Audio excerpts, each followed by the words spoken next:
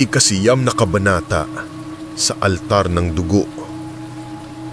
Ang amoy mula sa baol, hindi lang luma. Amoy uling, amoy sunog na laman, amoy alaala na pinilit itago.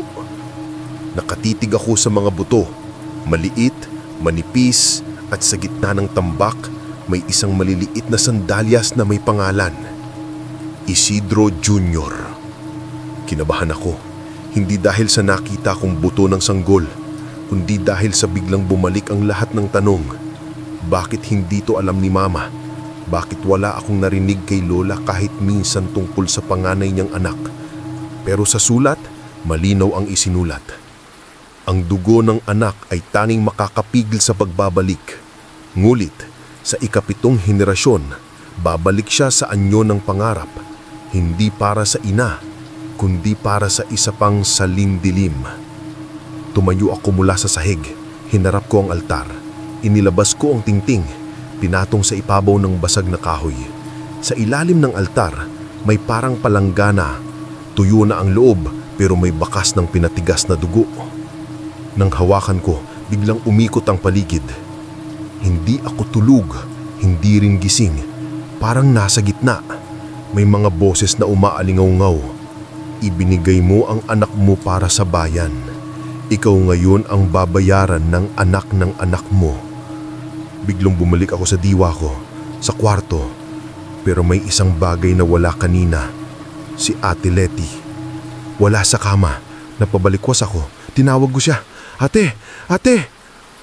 Walang sumasagot. Nang lumabas ako sa kwarto, may bakas ng paa sa sahig.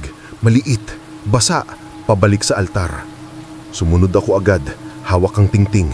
Sa mismong altar, naroroon si ate, nakaupo, nanginginig, nakapikit, parang tinatawag ng kung anong hindi niya nakikita. Sa harap niya, may dugo. Nagulat ako, may sugat siya sa palad, pinipiga ito ng isang matandang kamay. Hindi ko makita kung kanino. Sa gitna ng altar, may palanggana ulit, at sa loob nito may gumagalaw. Parang alon, parang laman na may buhay. Isang kaluluwa lang, isang buhay lang, isa lang ang kailangan. Biglang nagsalita si ate kahit nakapikit. Kuya, ako na lang. Hindi ate, hindi mo alam yung sinasabi mo. Ako ang may dalang sala. Ako ang may utang. Nilapitan ko siya, pinigilan ng kamay niya. Tumigil ang kabdaloy ng dugo. Tumingin siya sa akin. Hindi ito ang paraan. Tumingin ako sa altar. Kinuha ko ang tingting. Inilagay sa harap ng palanggana. Doon ko nakita. May bata sa loob. Hinihigop ang dugo.